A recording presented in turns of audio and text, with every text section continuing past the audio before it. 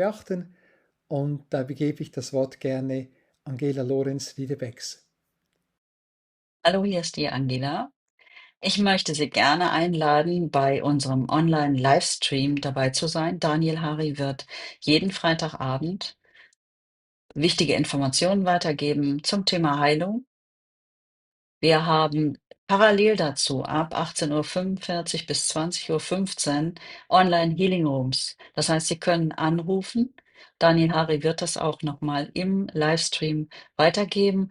Sie können dorthin hinein telefonieren und ich werde Sie dann über wichtige Dinge erstmal informieren, bevor Sie ins Gespräch beziehungsweise zum Gebet kommen können. Wir haben ein großes Team, das Ihnen gerne weiterhelfen möchte. Und damit Sie das auch in Anspruch nehmen können, lese ich Ihnen jetzt die wichtigen Hinweise vor. Das sind die Anrufer, die den Heilungs- und Gebetsdienst in Anspruch nehmen möchten. Wir bieten Ihnen in den Online-Healing-Rooms des Gebetsdienstes von Daniel Hari und Team Heilen wie Jesus an, ehrenamtlich für Heilung zu beten. Das Angebot ist für Sie kostenlos. Unsere Angebote stehen allen Menschen offen, unabhängig von ethnischer Zugehörigkeit, Kultur, Religion oder Konfession. Sie als Anrufer oder Anruferin entlasten das Gebetsteam von Daniel Hari, Heilen wie Jesus, aus jedem Haftungsanspruch, der durch den von ihnen freiwillig wahrgenommenen Gebetsdienst entstanden ist.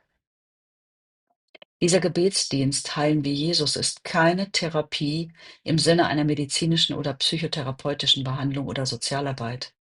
Wir stellen auch keine Diagnosen und machen keine Heilungsversprechen. Wir übernehmen keine Verantwortung oder Haftung für Heilung oder Nichtheilung, weil Jesus heilt, nicht wir. Wir wissen, dass er gerne heilt und überlassen ihm das Timing und die Heilung. Wir sind nur seine Gefäße, durch die er handelt. Wir sichern uns zu, anstehende oder laufende therapeutische oder ärztliche Behandlungen nicht aufgrund unseres Heilungsgebetes abzubrechen, sondern erst nach Rücksprache mit Ihrem behandelnden Arzt oder Therapeuten. Die Heilung wird erst im Geist, dann in der Seele und zuletzt im Körper sichtbar. Es kann dabei zu Spontanheilungen kommen oder ein Heilungsprozess wird angestoßen. Manchmal findet die vollständige Heilung auch erst im Himmel statt. Wir können keine Seelsorge anbieten. Für tiefergehende seelische Themen und Prozesse bitten wir Sie deshalb, ausgebildete Seelsorger aufzusuchen, die Sie in Ihrem Heilungsprozess längerfristig begleiten können. Grundsätzlich wird alles, was Sie betrifft, vertraulich behandelt. Wir vom Team Daniel Hari Heilen wie Jesus behalten uns jedoch vor, bei Hinweisen auf akute Eigen- oder Fremdgefährdung sowie Missbrauch von Kindern oder Hilfsbedürftigen entsprechende Behörden und Personen einzuschalten. Wir bitten Sie, die Heilung von Ihrem Arzt oder Therapeuten bestätigen zu lassen und, wenn möglich, um Bestätigung der Heilung durch Benachrichtigung bzw. Zusendung von alten oder neuen ärztlichen Befunden zu schicken an WhatsApp, Telegram, Signalnummer +49 für Deutschland 15201 798 703. Ich wiederhole, Deutschland +49 152 017 98 703 oder an E-Mail anlori@icloud.com. Alles klein. Ich buchstabiere ANLORI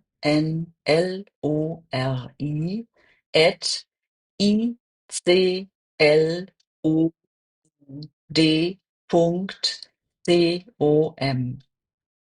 Wenn Sie das alles verstanden haben und mit allem einverstanden sind, bitte ich Sie jetzt laut und deutlich Ja zu sagen. Ihre Antwort wird aufgezeichnet. Vielen Dank für Ihr Verständnis. Herzlich willkommen bei der neuen Serie auf Heilen wie Jesus. Ja, ganz, ganz herzlich willkommen zum Livestream heute Abend. Jesus hat gesagt, werdet wie die Kinder. Damit hat er sicher nicht gemeint, werde kindisch, sondern kindlich. Es gibt ja einige Bereiche, wo Kinder uns ganz, ganz viel voraus haben. Und was wirklich sinnvoll ist, als erwachsene Personen sich zu erinnern, wie war das denn ganz genau, als wir selber noch Kind gewesen sind. Also Kinder wissen zum Beispiel, dass sie auf die Hilfe ihrer Eltern angewiesen sind. Und sie nehmen diese Hilfe auch gerne an. Kinder vertrauen ihren Eltern bedingungslos. Also, wenn das Verhältnis gesund ist, dann ist das das Normalste der Welt. Und ich kann mich erinnern, ich habe selber 5 Kinder, als die klein waren und die waren irgendwo auf einer Mauer, da konnte ich sagen, spring. Und die sind natürlich gesprungen. Ich musste sie auch auffangen, klar, gar keine Frage. Und meine Schwester, die ist 2 Jahre jünger als ich, die hat mal den Unterschied erlebt, wie es ist. Da war ein Mädchen, die war quasi angestellt oder die hat das freiwillig gemacht, die hat Kinder gehütet.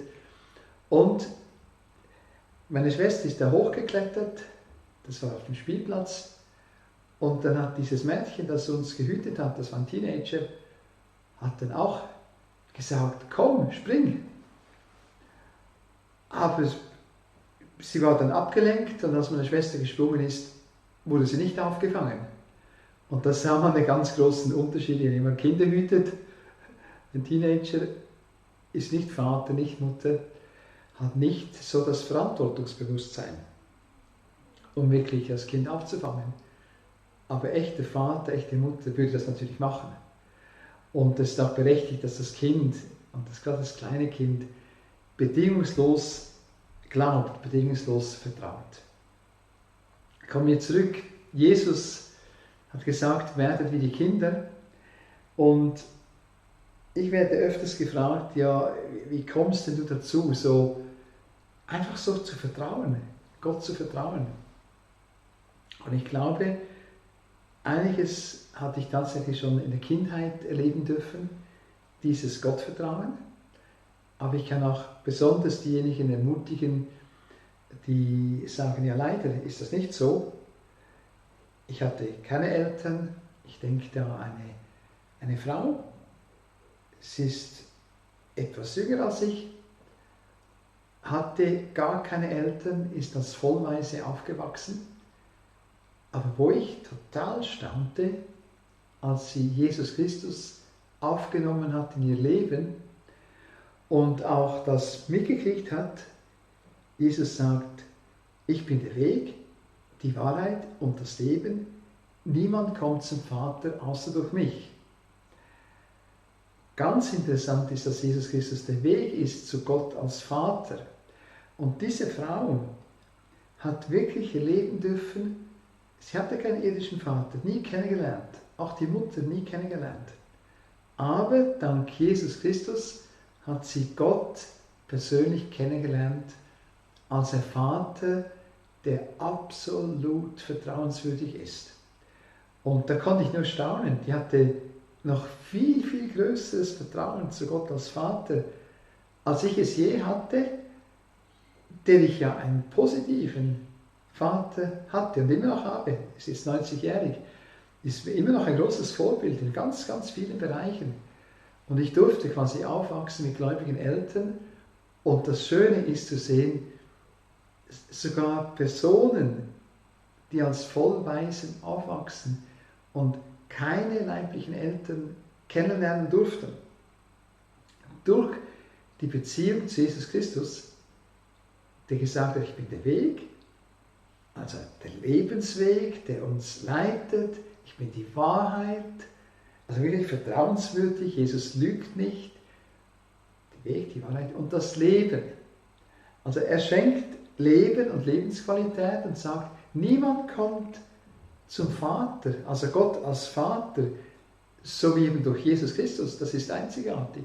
Und da habe ich so mehrere Beispiele von Personen, die wirklich auf dieser Ebene, jetzt das kindliche Vertrauen wurde gab es keinen Grund, dass sie das entwickeln konnten.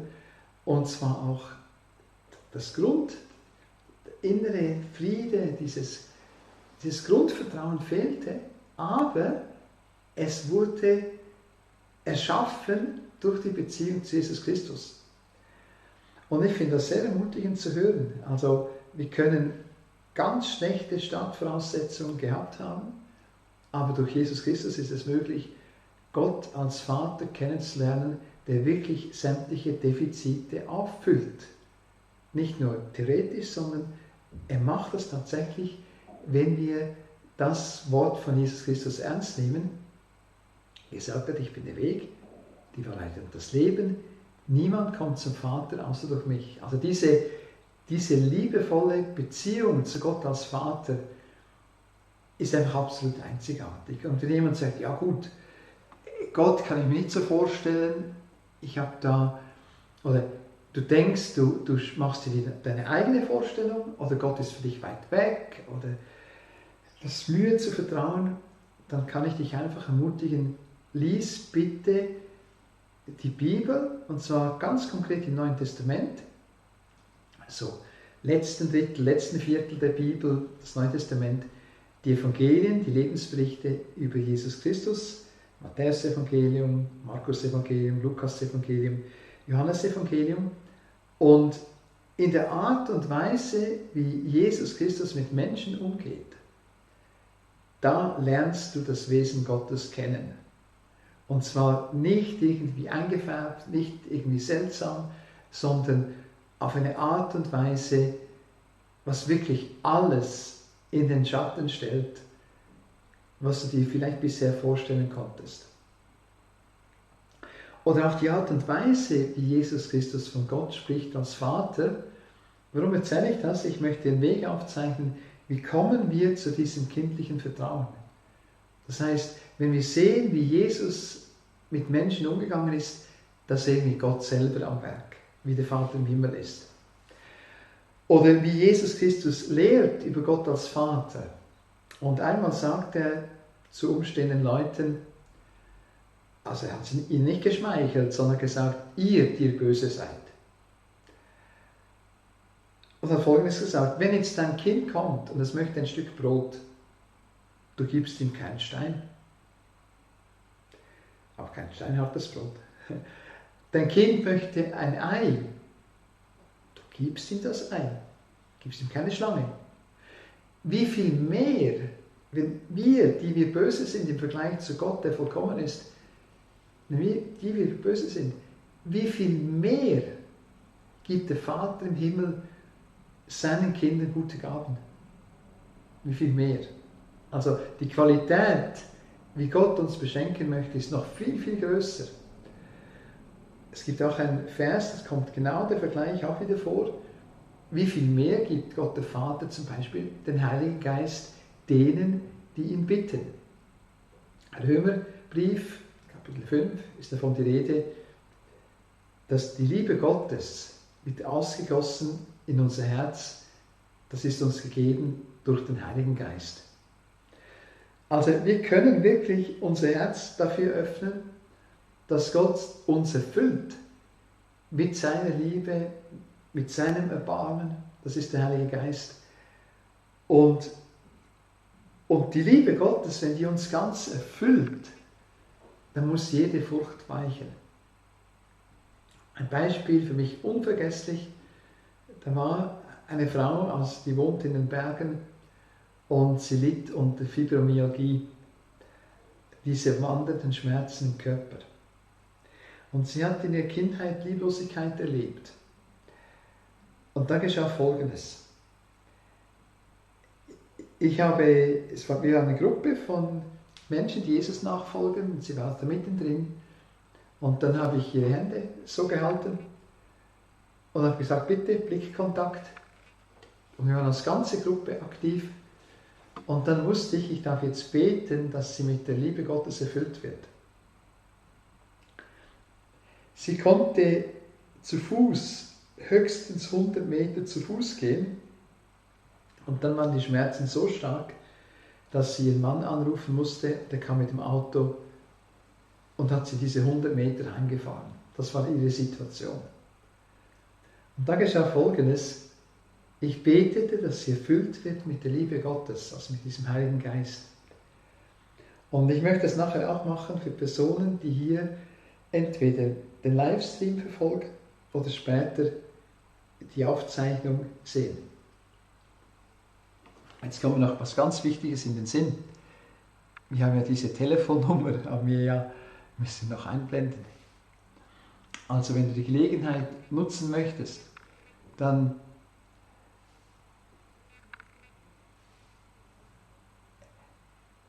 wähle diese Nummer, die hier eingeblendet ist, und dann noch das Passwort und dann das Rautezeichen und noch die 777 und das Rautezeichen.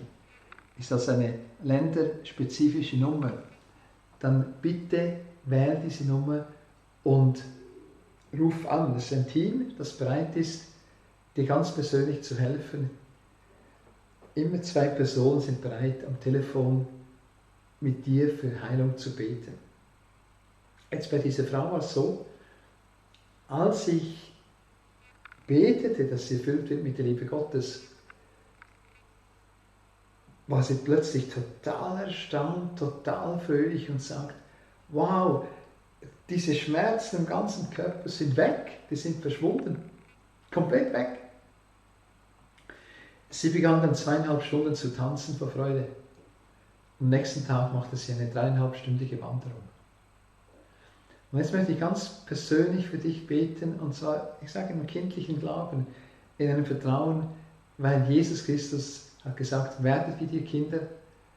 Gott ist der Schöpfer, er hat uns erschaffen, er kann tatsächlich durchs Anschauen dieses Videos kann er in dein Leben eingreifen.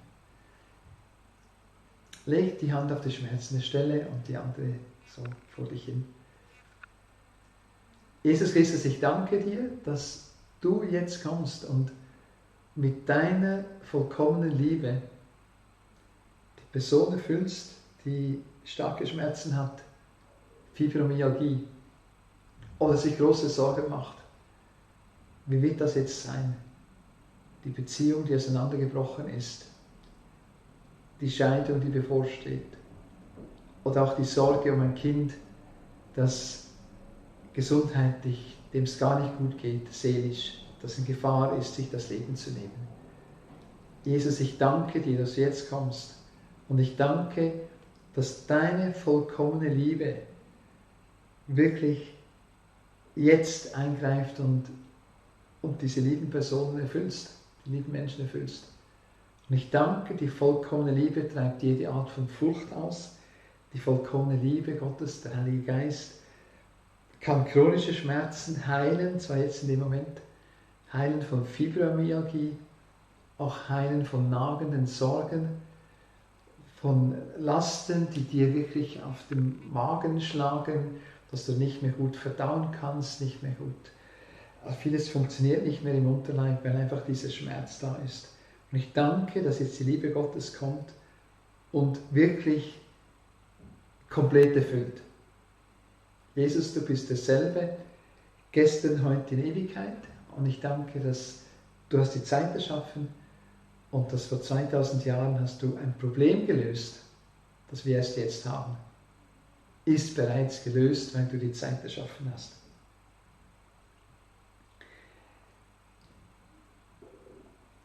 Was auch typisch ist für Kinder, ist zum Beispiel, sie können nicht ohne Liebe leben.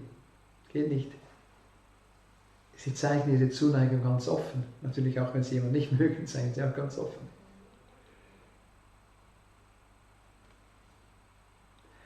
Und Jesus sagt, werdet wie die Kinder, und zwar im Zusammenhang, sonst können wir jetzt gar nicht ins Reich Gottes kommen. Das heißt, in der Voraussetzung. Und wie kommen wir ins Reich Gottes? Das heißt, das Königreich, das von Jesus Christus regiert wird, ist, wenn wir unser Vertrauen auf Jesus Christus setzen. Das heißt, Vertrauen, dass Jesus Christus am Kreuz für uns gestorben ist, dass er alle Krankheiten getragen hat, alle Schuld getragen hat, dass er das an unserer Stelle getan hat. Wir müssen uns selber nicht erlösen. sind nicht dazu verdammt, uns selber lösen zu müssen, verurteilt. Nein, Erlösung wird geschenkt, Vergebung wird geschenkt, Heilung wird geschenkt, Befreiung wird geschenkt. Ich möchte jetzt ganz besonders noch für Personen beten, die, ja, wie soll ich sagen, die Zwänge haben, Waschzwang, Kontrollzwang. Du kannst das Haus nicht verlassen, ohne dass du 10-mal geschaut hast, ist der Kochherd abgestellt, das Kochfeld. Du musst immer wieder durchgehen, weil du Horrorgedanken hast, was ist, wenn das Ganze abbrennt. Die vollkommene Liebe Gottes treibt jede Art von Furcht aus. Oder du hast so einen starken Schmerz, dass du immer wieder zu viel trinkst. Du willst diesen Schmerz betäuben mit Alkohol. Das ist, du weißt genau, es ist keine Lösung. Und da möchte ich jetzt auch für dich beten. Jesus Christus, du siehst, wer da zuschaut und merkt immer wieder, er versucht, seinen tiefen Schmerz durch Suchtverhalten zu lindern, durch Alkohol das zu besänftigen. Und es funktioniert einfach nicht. Die Dosis muss erhöht werden, aber der Schmerz ist immer noch da. Ich danke Jesus Christus, dass du jetzt reinkommst in diese tiefen, inneren, seelischen Schmerzen oder auch Gefühle von Ablehnung. Du kannst dir selber was nicht verzeihen, weil eine Beziehung zu Ende gegangen ist oder du die Stelle verloren hast durch irgendein unweises Verhalten. Und ich möchte dir einfach sagen, schau mal, Jesus Christus hat eine Todesstrafe auf sich genommen, um dir Vergebung zu schenken. Das ist der größte Liebesbeweis, wenn jemand sein Leben riskiert und sogar dabei verliert in einer Rettungsaktion. Dass Jesus am Kreuz gestorben ist, ist die größte Rettungsaktion, die es überhaupt gibt. Er hat alles gegeben, um dir Erlösung zu schenken. Das heißt, wenn Gott dir vergibt, wer bist du denn, dass du sagst, nein, ich vergebe mir nicht. Vielleicht hast du 1000-mal gesagt, das kann ich mir nie verzeihen. Ja, aus eigener Kraft wahrscheinlich nicht. Aber wenn Jesus Christus am Kreuz sogar seinen Feinden, die ihn verspottet haben, die ihn ausgepeitscht haben, sagen konnte zu diesem Vater im Himmel, Vater im Himmel, vergib ihnen, denn sie wissen nicht, was sie tun. Er war bereit, den Personen zu vergeben, die ihn gefoltert haben. Jesus hat das getan, hat seinen Feinden vergeben, rechnet das ihnen nicht an. Also bedingungslose Annahme und Vergebung zeichnet wirklich aus die Liebe von Jesus Christus zu uns Menschen und zeigt die Liebe von Gott, dem Vater, zu uns Menschen aus. Das ist etwas, wo wir praktisch keine Worte finden dafür, wie groß, wie stark die Liebe von Gott ist.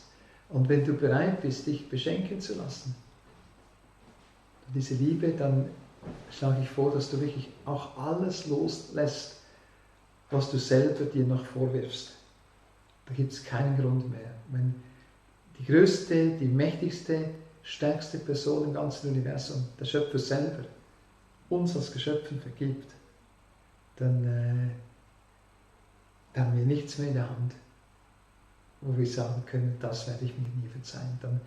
Dann nimm diese Aussage zurück und sage, ja, das war total überheblich zu sagen, ich werde mir das niemals verzeihen. Nein, wenn Gott mir das hilft dabei, dann werde ich mir auch die schlimmsten Fehler verzeihen können und auch Mitmenschen verzeihen können.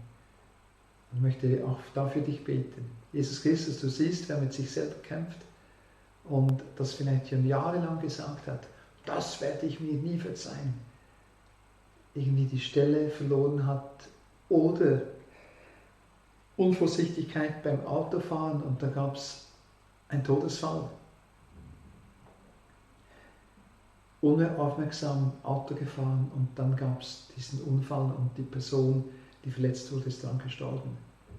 und du trägst das mit dir herum.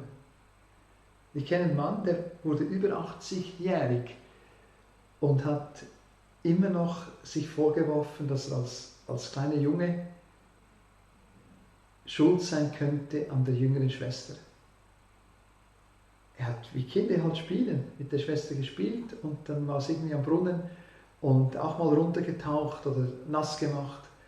Und 1, 2 Monate später ist sie gestorben an einer Hirnhautentzündung und hat den Eindruck gehabt, das sei er mitschuldig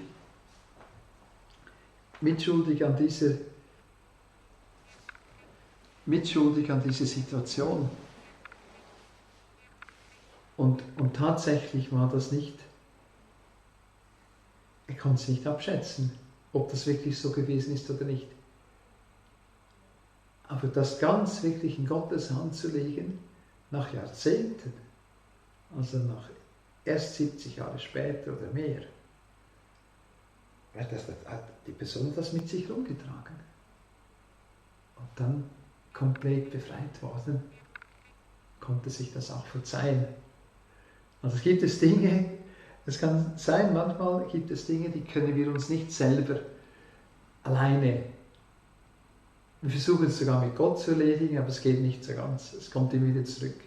Da lohnt es sich einer Person des Vertrauens zu öffnen. Kann auch bedeuten, dass du die Gelegenheit nutzt und sagst, okay, ich rufe da an, ich muss nicht mal sagen, wer ich bin. Vielleicht Vornamen höchstens. Kann sein, dass du etwas hast, du sagst, das ist so schlimm. Ich weiß noch nicht, ob ich überhaupt sagen kann, wer ich bin. Du kannst anrufen, man sieht dich nicht, kannst die Telefonnummer wählen und dann den Code, die Raute-Taste und dann 777 und die Raute-Taste. Und da sind Personen da, die sind bereit, dir zu helfen, dir zu dienen. Und wie oft ist das schon passiert, dass jemand etwas mit sich rumgeschleppt hat, gedacht, das ist so schlimm, das kann ich niemandem beichten. Und Tatsache war, doch, da gab es Personen, die gibt es, man kann sich da öffnen, anvertrauen. Und die ganz große Überraschung ist, man wird nicht abgelehnt, wird nicht verurteilt, sondern es gibt Menschen, die sind bereit, Gottes Liebe zu vermitteln, dir dann zuzusprechen, dir ist deine Sünde vergeben. Und es ist so, jeder, der Jesus nachfolgt, der darf das tun. Jesus hat gesagt, so wie der Vater im Himmel mich sendet, so sende ich euch auch. Er sagte das zu seinen 12 Jüngern. Wem ihr die Sünden erlasst, dem sind sie erlassen. Also, wem ihr sie vergebt, dem sind sie vergeben. Und das ist etwas Gewaltiges. Wir dürfen, wenn wir Jesus nachfolgen, auch im Namen von Jesus Menschen sagen, Gott hat dir vergeben. Das musst du nicht mehr länger mit dir rumtragen. Und dieser Zusammenhang ist enorm wichtig, gerade im Bereich bei chronischen Schmerzen zum Beispiel, chronischen Krankheiten.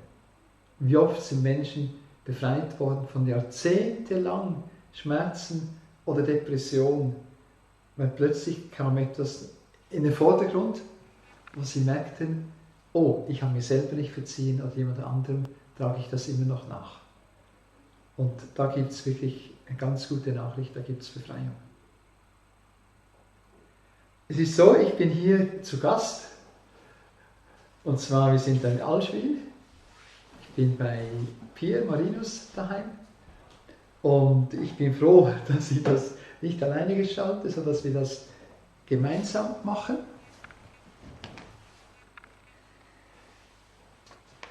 Und das Thema, was wir haben, ist, Jesus sagt, werde wie die Kinder, also kindlicher Glaube. Wie sich das ausdrückt, also es kann sich ausdrücken, dass wir so lieben können, wie Kinder lieben, oder uns freuen können, wie das Kinder tun. Und das Interessante ist ja,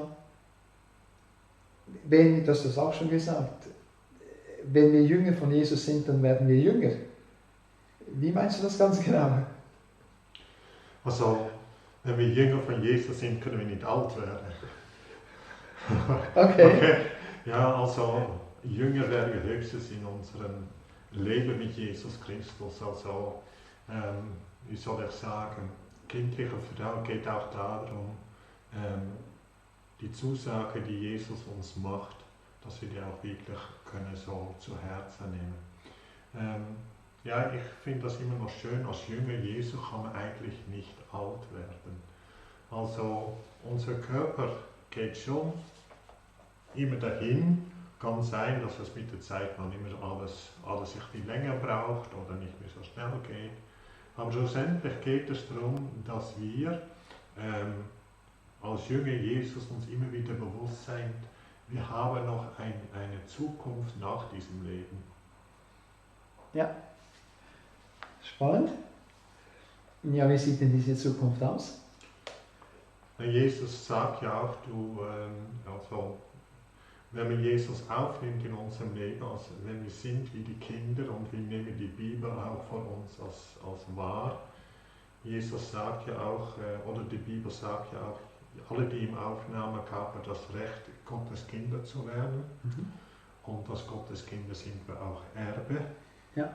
Und als Erbe dürfen wir auch an Erbe teilhaben. Und als Kind Gottes haben wir auch das ewige Leben. Also das ewige Leben heißt, dass wir erkennen, dass Gott, der Vater, seinen Sohn Jesus Christus gesandt hat und dass Jesus, und jeder, der Jesus aufnimmt in seinem Leben, auch damit das ewige Leben verbunden ist. Also wie meinst du jetzt aufnehmen? Also man nimmt ein Stück Brot, wie beim Abendmahl, und dann nimmt man Jesus auf. Meinst du so? Also Jesus annehmen, sagen wir aufnehmen, sagen Jesus annehmen, in unserem Herzen ein Ja zu Jesus haben, ein Ja haben zu dem, was er uns auch verheißen hat. Das heißt ja auch, wenn wir mit unserem Herzen glauben, dass Jesus Christus von den Toten auferstanden ist und wenn wir das auch mit unserer Zunge bekennen, so sind wir gerettet. Und das ist auch eine Art von Annehmen. Also nehmen wir das Wort Gottes an. Ich sage ja auch aufnehmen, ja, man kann auch das Wort aufnehmen wie innerlich, auch so kauen, dass es in unsere Herzen. Ich wollte jetzt nicht aufs Glatteis führen, aber ich habe einfach gemerkt, jetzt gerade Personen, sag mal, mit katholischem Hintergrund, die kennen das Aufnehmen einfach in der Eucharistie, wo man die Hostie aufnimmt. Aber tatsächlich im Johannesevangelium Kapitel 1, Vers 12 steht, wie viele ihn aber aufnahmen, denen gab er Macht, Gottes Kinder zu werden. Und es geht ja wirklich so, ihn als Person, nicht nur als Gast, der wieder geht, sondern quasi ihn aufzunehmen in sein Leben als Herr und Meister, ja, genau. als König. Ich nehme an, du meinst das damit, gell? Das meine ich damit, ja. Also ich habe gemerkt, wenn ich jetzt das Katholiken sage, einige sind so fixiert darauf, dass sie regelmäßig in die Messe gehen, beten, Totensonntag das befolgen und die Feste befolgen. Aber wenn ich frage, ja, wie ist denn das? Bist du sicher, dass du einmal im Himmel sein wirst? Habe ich gemerkt, einige sind total verunsichert. Das kann man nicht sagen, das wissen wir noch nicht ganz genau. Und in der Bibel ist es aber schon etwas anderes. Da ist ja davon die Rede, die sogenannte Heilsgewissheit, dass der Heilige Geist, wenn wir Jesus aufgenommen haben, in unserem Herzen die Bestätigung gibt, genau, dass wir Gottes Kinder sind. Und das ist mal grundsätzlich unabhängig von Kirche. Ja, genau. Also ich denke allein, ich sage mal so, in erster Linie geht es Gott um Beziehung. Es geht Gott nie um Kirche. In erster Linie. Als Adam und Eva im Paradies waren, wollte Gott Beziehung mit ihnen. Ja. Er wollte Beziehung. Und diese Beziehung, die Gott zu uns Menschen will, hat eigentlich nie aufgehört. Ja. Und auch als dann Adam und Eva quasi nicht mehr auf die Stimme Gottes gehört habe, sondern auf die Stimme der Schlange. So kam auch Sünde und Krankheit und Tod in diese Welt. Trotzdem war die Verbindung zwischen Gott und dem Menschen unterbrochen durch diese Sünde, die dazwischen stand. Aber Gottes Liebe zu uns Menschen hat eigentlich nicht aufgehört. Ja. Und darum hat er auch seinen Sohn Jesus Christus in diese Welt gesandt, wie du auch vorher gesagt hast, er ist für unsere Schuld am Kreuz gestorben. Er hat für uns bezahlt, freiwillig, an unserer Stelle. Und ich denke, dazu braucht es auch eben diese kindliche Glaube. Kann das wirklich sein, dass das vor 2000 Jahren passiert ist? Ja. Ja, es ist bereits schon Tatsache. Du kannst es nur noch annehmen.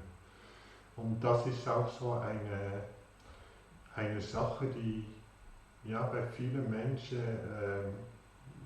macht das noch Probleme. Auch wenn Menschen über Gott reden, macht das noch Probleme, das anzunehmen. Aber auf der anderen Seite, oder Menschen, die sagen, ja, das ist schön, dass er das gemacht hat, aber brauche ich jetzt nicht. Ja. Aber diese Tatsache, dass es passiert ist, ist dadurch nicht ungeschehen gemacht worden. Okay. Und ich denke, dies anzunehmen, Jesus lädt uns tagtäglich wieder ein, also die Menschen, die ihn noch nicht kennen, tagtäglich wieder ein, hey, komm zu mir, ich habe schon alles bezahlt. Ja. Und ich denke, das mit dem alles ist schon bezahlt. Du kannst nicht mehr dazu beitragen. Und das ist so ein enormes Geschenk. Und wenn man darüber nachdenkt, du musst nichts mehr bringen, du kannst nur noch nehmen. Mhm. Ja, dann ist das so eine enorme Freiheit. Wow. Ich habe noch ein Video vorbereitet. Und zwar dieses Video wurde gesendet vor einigen Jahren im Schweizer Fernsehen, im Sendegefäß Fenster zum Sonntag, gibt es heute immer noch. Und ich habe gedacht, das passt sehr gut dazu, und zwar, was ich werde wie die Kinder. Weil Jesus hat ja teilweise Aussagen gemacht, die kannst du nur, sag mal, mit einem kindlichen Herzen für dich annehmen. Es gibt sogar Aussagen, die sind für die Logik etwas herausfordernd. Zum Beispiel hat Jesus gesagt, alles, was ihr bittet im Gebet, glaubt nur, dass ihr es empfangen habt, so wird es euch zuteil werden. Also wenn man das jetzt mit der Logik anschaut, was jetzt? Alles, was wir bitten und beten, also glauben im Gebet, also Gegenwartsform, glaubt nur, also alles, was wir bitten und beten, sollen wir einfach glauben. Ja, was denn glauben? Dass wir es empfangen haben, so wird es ja zuteil werden. Also, wir haben es bereits erhalten und dann wird es dann zukünftig. Und ich denke, die Lösung ist wahrscheinlich dort zu finden, wenn wir anerkennen, dass Jesus Christus damals am Kreuz bereits einen riesen Speicher von Segen gefüllt hat. Einen himmlischen Stausee quasi von Segen. Als er am Kreuz gestorben ist, alle Krankheiten getragen hat, den Fluch des Gesetzes gebrochen hat, alles getan hat, damit die Menschen frei werden können, alle Schuld auf sich genommen hat. Und das kann man mit dem Verstand gar nicht richtig erfassen, auch mit dem Herzen. Also wenn Gott alles gemacht hat, der Schöpfer, er wirklich alles kann, dann kann er tatsächlich vor 2000 Jahren bereits die Lösung gehabt haben für ein Problem, das ich erst morgen habe. Und das sprengt quasi den Verstand, der kommen wieder nicht mit. Aber mit dem Herzen ist das möglich, konkret zu erfassen. Bevor ich das zeigen kann, muss ich noch ganz kurz etwas einstellen hier, damit wir einen guten Ton haben.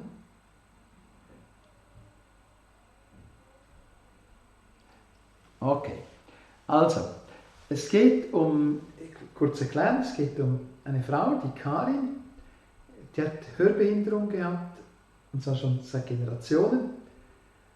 und Hörgeräte und hat immer gesagt, ja, ich hoffe, dass ich mal geheilt werde.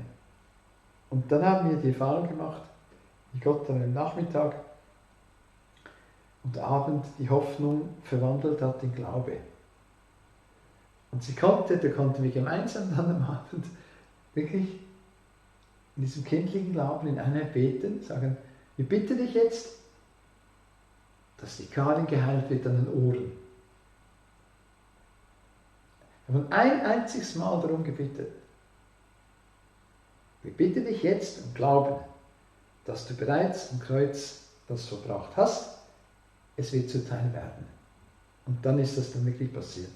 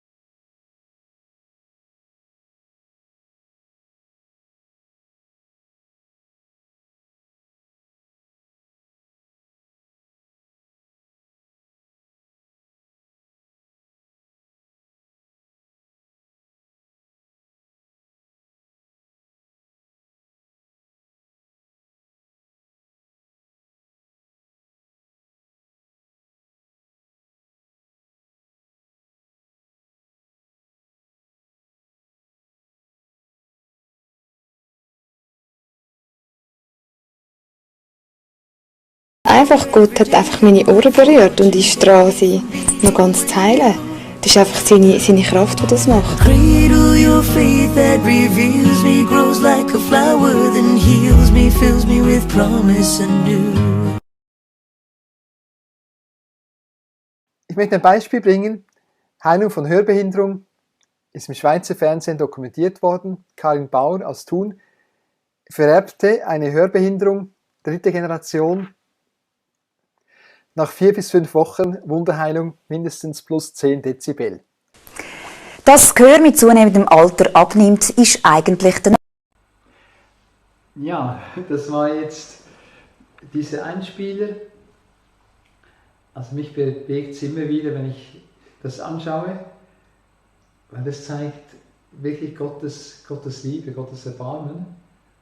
Und es zeigt auch, was ist möglich, wenn wir einfach kindlich vertrauen. Wenn ich zurückdenke, es gab noch eine Episode, bevor wir am Abend dann dieses Gebet beteten, aufgrund von Markus 11,24, gab es am Nachmittag noch einen Moment, wo etwas sehr Schmerzhaftes zur Sprache gekommen ist. Und zwar viele Männer hatten die Karin verletzt. Und da hatte ich auf dem Herzen einfach zu sagen, weißt du, also ich frage dich jetzt, wärst du bereit, uns Männern zu vergeben? Und sie begann zu weinen und sagte, ja, ich vergebe euch Männer. Und ja, das war so ein Moment, wo Vergebung eine Rolle spielte. Und dann habe ich gemerkt, das hat mit dazu beigetragen, dass der Glaube bei ihr da war. Also, weil sie konnte Vergebung zusprechen. Und da war es ganz einfach, am Abend haben wir dann gebetet, aufgrund von Markus 11,24. Und was ich eben lustig finde an diese Geschichte, die Heilung geschah nicht augenblicklich sofort, sondern das Ganze geschah zeitlich verzögert, 4 bis 5 Wochen später. Und zwar in einem Moment, wo du nicht unbedingt Heilung erwartest, beim Fernsehschauen. Und sie hat gezeigt, Trickfilmserie hat sie was geschaut und plötzlich kratzt da was im Ohr, muss Hörgeräte rausnehmen. Und es war dann, denke ich mal, zu 90% gut. Sie hat mir dann geschrieben, Daniel, ich höre paradiesisch, das heißt, ich verstehe jetzt auch die tiefen Frequenzen, die Männerstimmen. Und das war natürlich interessanterweise doppeldeutig. Die tiefen Stimmen, buchstäblich die Frequenzen, die tiefen konnte sie hören, und die tiefen Männerstimmen, aber auch das Verständnis, sie konnte Männer auch verstehen, sie wurde auch verstanden. Und dann war es so, als sie dann diese Fernsehsendung machten, Fenster zum Sonntag, wir haben es gesehen, geht sie über diese Brücke in Thun und da kommt die Aussage, nach und nach beginnt die Karin auch den Straßenlärm wahrzunehmen. Also 4 bis 5 Wochen später, sagen wir 90% war augenblicklich da, durch ein Wunder. Und dann gab es noch einen Prozess, dass sie dann auch die Geräusche dann doch noch hören konnte.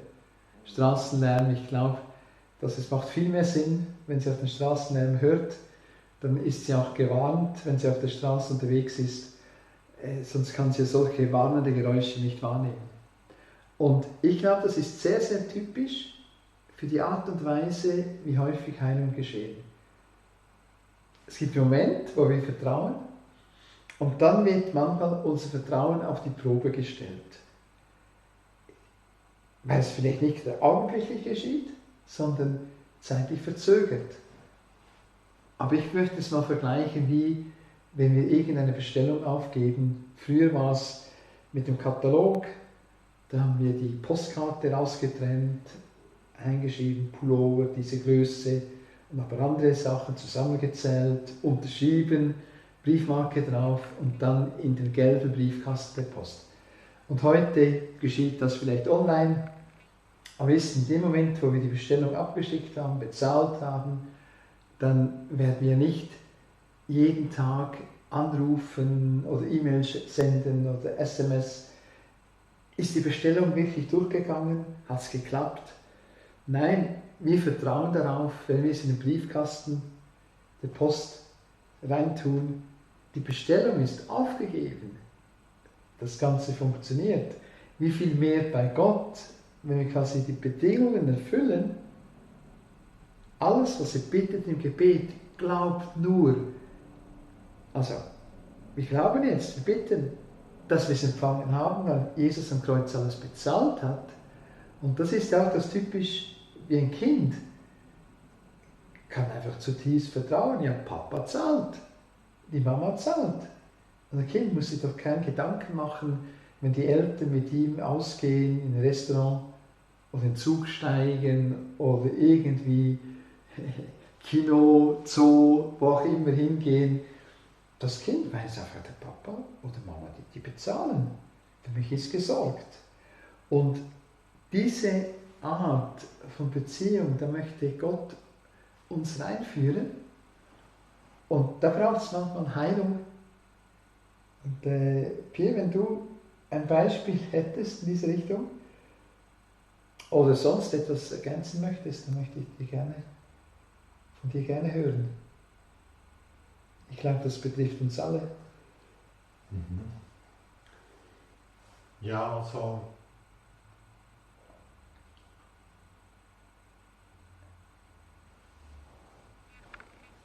dass Gott heilen will, bin ich fast überzeugt. Es kann auch Situationen geben, dass wir die Heilung nicht sofort empfangen haben. Ich habe auch 25 Jahre oder länger, ja nein, mehr,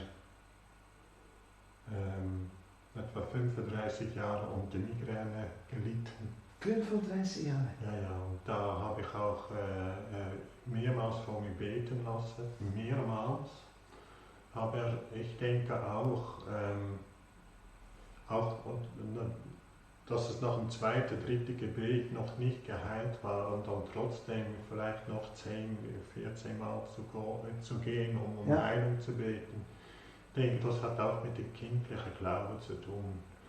Die Schmerztabletten, die ich damals genommen habe, die waren höchstens, ja, die haben noch ein paar Stunden dann gewirkt, vielleicht auch erst nach 24 oder 48 Stunden.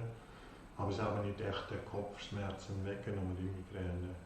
Aber nachdem dann Jesus mich geheilt hat, nach so einer langen Zeit und mehrere Gebetsanläufe, und darum möchte ich auch Mut machen, auch wenn ich nach dem ersten oder zweiten Mal Gebet trotzdem nicht Heilung empfangen habe, dann vertraut weiterhin, Gott hat keinen größeren Wunsch, als dir zu heilen. Und dann denke ich auch, wir dürfen auch da kindlich vertrauen. Was mir auch bei dem kindlichen Vertrauen immer wieder auffällt oder das ist so ein Bibelvers, den ich sehr gerne habe, Römer 8, 39, nichts, absolut nichts kann uns von der Liebe Gottes trennen. Und das ist auch so, nehme ich das jetzt an oder nehme ich das jetzt nicht an? Ja, aber ich muss doch gut sein und ich habe doch noch nicht alles bereinigt vor dem Herrn, wenn solche Dinge kommen. Nehmt einfach annehmen, ja, dass Gott dich liebt von ganzem Herzen. Du bist sowieso auf seinem Radar, du kannst ihm sowieso nichts verstecken, du bist wie ein offenes Buch. Und trotzdem sagt Gott, ich liebe dich. Und ich denke, wenn man das mal kapiert, also man darf ruhig mal einige Zeit auf dem Boden liegen, auf dem Bett liegen und einfach mal nichts tun und einfach mal von Gott seine Liebe empfangen. Die Gewissheit zu haben, ich tue jetzt nicht, ich liege auf dem Bett und Gott kennt mich durch und es ist noch nicht alles gut in meinem Leben. Und dann zu wissen, Gott liebt dich, er liebt dich so wie du bist. Und das annehmen. Ich denke, das ist auch schon mal ein Stück Befreiung. Da braucht es auch wieder einen kindlichen Glauben. Ich kann wie bei Papa auf dem Schoß sitzen und einfach mich an sein Herz kuscheln oder wie man das auch immer zum Ausdruck nimmt oder was für ein Bild man auch immer da hat. Ja, probier das mal aus, wenn du es bis jetzt noch nicht gemacht hast. Wenn du schon mit Jesus unterwegs bist, dann nimm die Zeit und leg dich mal hin oder nimm mal eine Zeit und empfang mal die Liebe Jesus, indem du nichts tust. Wenn du Jesus noch nicht kennst, dann kannst du genau das Gleiche machen. Auf dem Bett liegen, sagt Jesus, wenn du mich liebst, dann zeigst du mir. Und zeigst du dich mir. Und ich denke, das sind Erfahrungen, die wir in dieser hektischen Zeit mit so vielen Informationen, in dieser Zeit, wo so eine Flut ist von Informationen, Bilder, Nachrichten, da die sich selber mal rausnehmen und sagen, diese Zeit, die gönne ich mir. Ja. Und ich denke, das hat auch mit dem kindlichen Vertrauen zu tun, einfach mit dem tiefen Vertrauen, dass wir schon von Gott geliebt sind.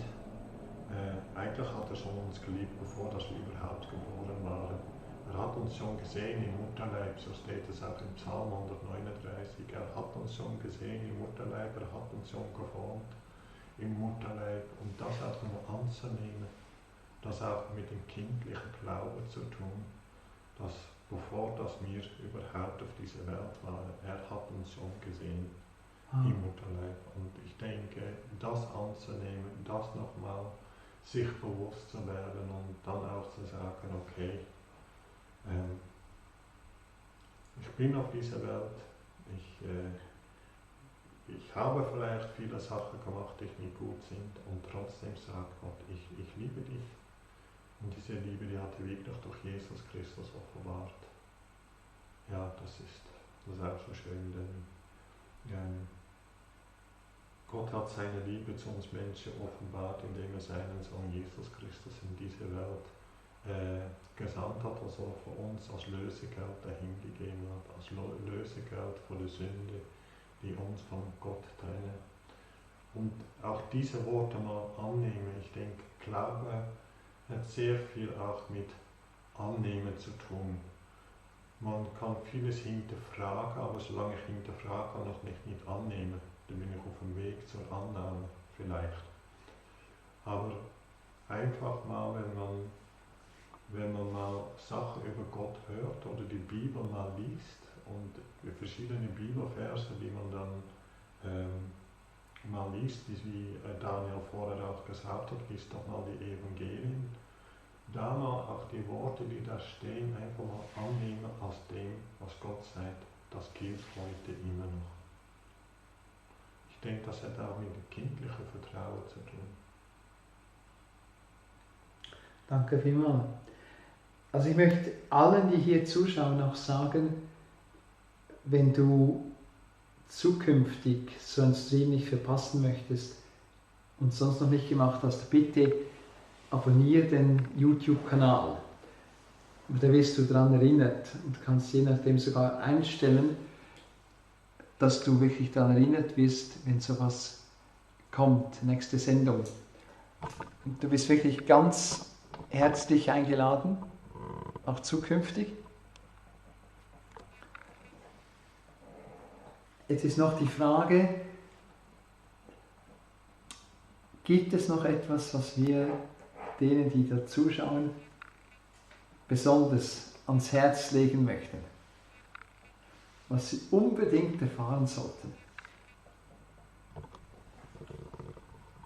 Oder was für heute Abend besonders dran ist? Manchmal kriegen wir ja auch prophetische Eindrücke. Die Bibel spricht von Worten der Erkenntnis. Das sind so Stichworte, beispielsweise welche Art von Krankheiten oder, anders gesagt, dass der Heilige Geist sagt, ja, jetzt schaut gerade eine Person zu oder dann bei der Aufzeichnung, auf sie trifft exakt das zu. Also ich war zum Beispiel kürzlich in Biel an einer Veranstaltung und da hatte meine Frau ganz klar den Eindruck, da gibt es Leute, die sind da in diesem Saal, die haben Probleme in der Hüfte, das Beckenschiefstand oder ein Bein ist kürzer als das andere. Da kam eine ganze Gruppe, kam nach vorne, alle barfuß. Und dann wusste ich jetzt, ich soll sie jetzt rumrennen lassen.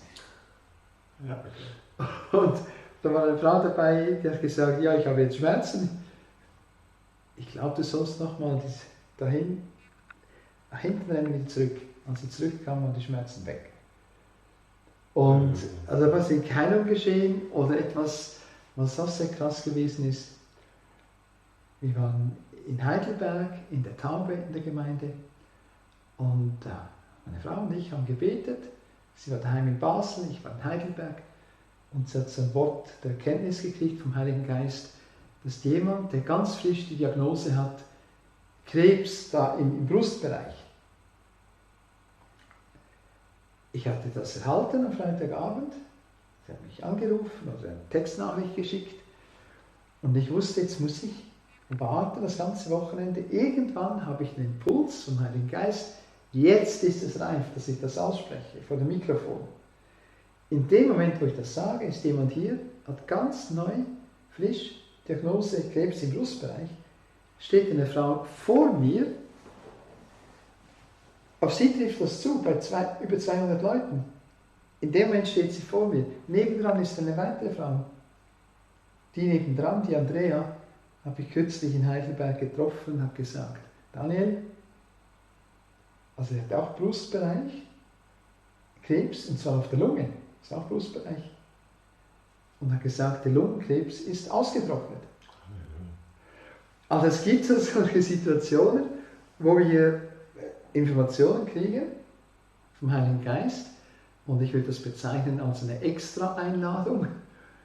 Es gibt auch Leute, die haben gar nicht mehr daran gedacht, die haben sich damit abgefunden mit einer Krankheit oder einem Problem, und dann ist das quasi wie für sie ganz persönlich, der Heilige Geist, der Vater im Himmel möchte dir ganz persönlich sagen, ich habe dich nicht vergessen, ich helfe dir jetzt. Oder es ist die Situation einfach, dass jemand merkt, jetzt werde ich gerade geheilt. Das hatte ich vor Jahren mal in Wien, Tagesseminar durchgeführt, und damals habe ich noch gearbeitet mit Telrandprojektorfolien und hatte etwas ein Durcheinander bei den Folien. Stapelfolien, habe ich durchgeblättert und plötzlich Hüftproblem, höre ich innerlich. Ich sage das, falls jemand das betrifft, Jesus Christus möchte dich heilen von einem Hüftproblem. Ich habe weitergesucht. Als ich fertig gesucht habe, die richtige Folie draufgelegt habe, auf den Telrandprojektor, ist ein Mann aufgestanden und gesagt, ich bin gerade geheilt worden von einem Hüftproblem. Also das heißt, Gott wirkt wirklich souverän an Orten, wo wir keine Ahnung haben, aber wir können manchmal solche Impulse kriegen. Pia, falls du etwas hast, dann sag es frei heraus. Ich habe was gekriegt, und zwar Konzentrationsschwäche. Ja, das ist interessant. Du willst dich konzentrieren. Entweder bist du eine erwachsene Person, es trifft auf dich zu, und du merkst, bei entscheidenden Momenten wirst du ganz schnell abgelenkt und verlierst den Faden, weißt nicht mehr, wie es weitergeht. Und du machst dir sogar Sorgen. Wo geht das hin? Kriege ich Alzheimer oder Dement? Was passiert jetzt? Ich darf dir zusprechen im Namen von Jesus. Hab keine Angst. Gott hat das Problem gesehen. Und du darfst dich wieder voll und ganz konzentrieren und fokussieren. Du sollst so erfüllt werden mit der Liebe Gottes, dass diese Angst, verliere ich den Faden, kann ich mich nicht mehr erinnern an diese Telefonnummer oder an den Weg oder so, das muss weg. Diese Angst muss weg. Du sollst so mit der Liebe Gottes erfüllt werden, und dass du wieder vertrauen darfst auf dein Gedächtnis, auf deine geistigen Fähigkeiten. Und der zweite Eindruck ist noch, es kann sein, dass es dich nicht direkt betrifft, aber eines deiner Kinder in der Schule, und das kann sein, es sieht nicht mehr so scharf und kann sich deswegen nicht mehr so gut konzentrieren, oder es wird abgelenkt oder es macht sich große Sorgen aus irgendeinem Grund. Da kann ich dir auch zusprechen im Namen von Jesus. Gott sorgt sich um dein Kind, sorgt für dein Kind und im Namen von Jesus wird das jetzt wieder besser. Das Sehvermögen wird gestärkt, die Konzentrationsfähigkeit wird gestärkt und auch das Problem, was die Seele des Kindes belastet. Jesus Christus hat die Lösung. Und der Heilige Geist wird dir zeigen, als Vater oder Mutter, wie kannst du das Kind fragen und dann wirst du drauf kommen, was das Problem ist. Und wenn es die Sorge dir anvertraut hat, ist das Problem dann auch weg und gelöst. Das darf ich dir zusprechen im Namen von Jesus. Ja, ich habe noch das Wort Diabetes. Und all die Menschen, von die jetzt zuschauen oder nachher zuschauen und von Diabetes betroffen sind, auch euch möchte ich wirklich zusprechen, legt mal die Hand auf den Kopf und im Namen Jesus Christus spreche ich euch Heilung zu von Diabetes. Jesus hat es bereits bezahlt und vollbracht. Im kindlichen Glauben kannst du es annehmen, dass du geheilt bist. Amen. Jawohl. Und ich möchte noch einmal ermutigen, auch wenn du hier auf diesem Kanal bist und du bist geheilt worden, dann schreib das bitte in den Kommentar. Kann sein, dass du erst einen Arztbesuch hast, wo dann festgestellt wird, dass Diabetes weg ist oder was es immer ist. Aber dann komm zurück auf den Kanal und schau dir das Video an und schreib das bitte rein. Das wird viele andere ermutigen. Und auch sonst bist ganz herzlich willkommen, auch den YouTube-Kanal weiterzuempfehlen. Auch dieses Angebot, also heilerwiejesus.tv, wo jeweils die Telefonnummer, die wir hier einblenden, immer zu sehen sind. Und die sind jeweils aktiv am Freitag von 18:45 bis 20:15 Uhr. Es ist so, es gibt sehr, sehr viele Anfragen, die kommen. Und wir haben einfach gesagt, wir bündeln das am Freitag. Und ich freue mich auch sehr darüber. Wir sind ja nächstens in Berlin. Und zwar im AVZ Logenhaus, dort wo die Messe Spiritualität und Heilung stattfindet. Ich werde dort am Freitag einen Vortrag halten. Und dann haben wir in Berlin am Samstag 2 Seminare. Und das ist auch zu finden, heilerwiejesus.tv oder heilerwiejesus.net. Und wir werden das dann auch in die Shownotes reintun, quasi Beschreibungen der YouTube-Videos. Also es ist einiges, was wir am Vorbereiten sind und was wir auch auf dem Herzen haben. Also September ist klar, in Berlin, Oktober in Mannheim, November sind wir auf der Messe Spiritualität und Heilung und im Dezember ist vorgesehen, 1. Dezember, habe ich Mannheim gesagt? Nein, 1. November ist München. Ja, München, genau. Und im Dezember dann haben wir vor, in Basel christozentrische Heilungsschule durchzuführen. Einiges wird da aufgegleist und einfach zur Information. Und wir können einfach nur staunen, was da Jesus Christus alles bewirkt. Und gerade durch Personen, für die das ganz neu ist auch, also die das lernen. Wir haben verschiedene Kursangebote, die wir anbieten. Und es gibt Möglichkeiten auch mitzuarbeiten, ganz praktisch. Wir sind sehr dankbar für Angela Lorenz Liederbecks und ein ganzes Team, das jetzt im Hintergrund wirklich tätig ist. Wenn du diese Nummer wählst und dann noch den Code eingibst, Zahlencode, Raute-Taste 777, Raute-Taste, da bist du mittendrin und 2 Personen sind bereit, wirklich im Namen von Jesus Christus dir zu dienen und es geschehen immer und immer wieder Wunder. Du hast heute Nachmittag in einem Treffen hast du erzählt von dieser Person, die dann wieder die Niere funktioniert hat, ist das richtig? Ja, genau. Erzähl doch bitte einfach in anonymisierter Form. Ja, vor etwa 4 Wochen hatten wir so einen Anruf von einer Person, der mehrere Nierenoperationen gehabt hat und alle abgestoßen hatte und im Moment ohne Niere lebt.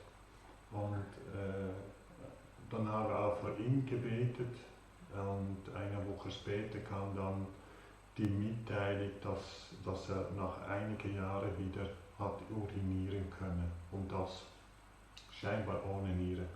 Also das ist auch ein Wunder, was der Herr da tut. Und das sind dann sehr wunderbare Nachrichten und da dürfen wir auch wirklich wissen, auch wenn wir in all unserer Beschränktheit beten, so dürfen wir doch wissen, dass Gott auch das erhört.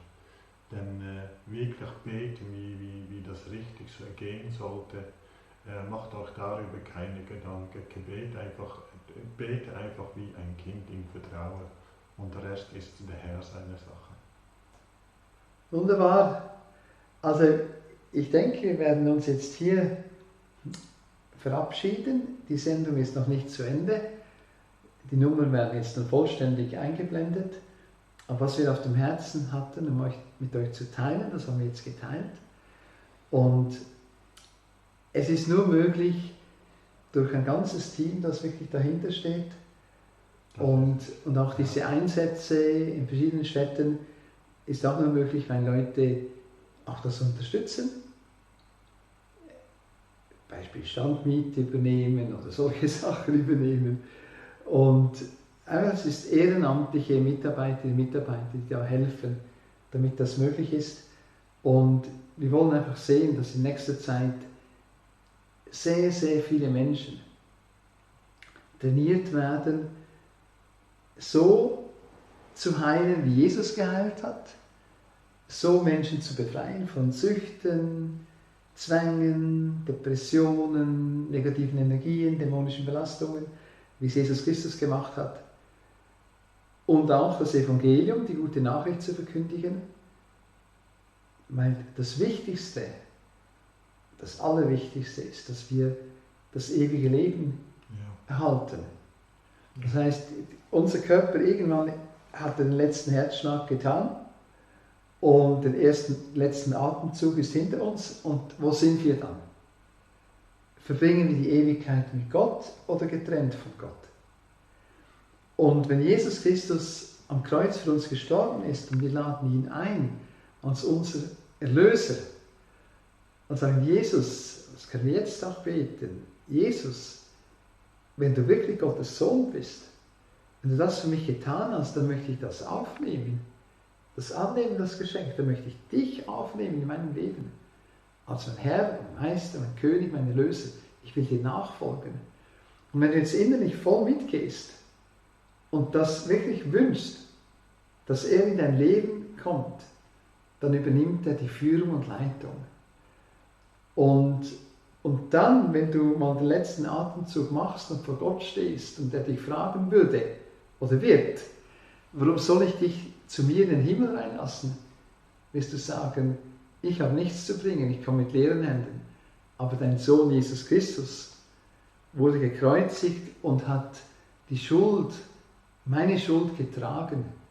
Er hat bezahlt, durch seinen Opfertod hat er alles bezahlt, was nötig ist für diesen Eintritt in den Himmel, für das ewige Leben. Also Erlösung ist ein Geschenk, ist nicht eine Anstrengung, dass wir selber versuchen, gut zu sein, Gott zu beeindrucken mit guten Taten. Nein, wir können uns den Himmel nicht verdienen. Das ist unmöglich. Ist absolut unmöglich, können wir nicht. Sondern die Erlösung ist ein Geschenk Gottes. Und ich möchte dich wirklich ermutigen, dass du das mitnimmst und wenn du es noch nicht getan hast, dass du bewusst sagst, Jesus Christus, sei willkommen in meinem Leben. Ich möchte, Jesus, dich aufnehmen. In meinem Leben als Herr und Meister. Ich will dir nachfolgen. Ich möchte dich akzeptieren, annehmen als meinen Erlöser, aufnehmen. Und wenn du das von Herzen machst, wird das passieren. Und dann darf ich auch sagen, er hat deine Schuld getragen, dort wo du, es gibt Leute, die können gar nicht anders als ständig lügen. Jesus will dich auch davon befreien, von diesem Zwang. Oder andere können nicht aufhören, ständig zu fluchen. Oder haben einen inneren Zwang zu Jähzorn. Wenn du Jesus Christus aufnimmst als deinen Erlöser, dann macht er dich frei von Jähzorn. Er macht dich frei vom Fluchen. Er macht dich frei von diesem Zwang zu lügen. Er schenkt dir einen neuen Charakter. Und das ist, wenn die Liebe Gottes, dass der Heilige Geist in dir wirkt, dann kriegst du den Charakter, der Jesus immer mehr gleicht, bis wir denselben Charakter haben von Jesus Christus. Und das ist auch ein Wunder. Und das, ich würde sagen, wahrscheinlich auch das Größere, wenn unser Charakter verändert wird und Jesus Christus durch uns rausstrahlt und erfahrbar ist für andere Menschen.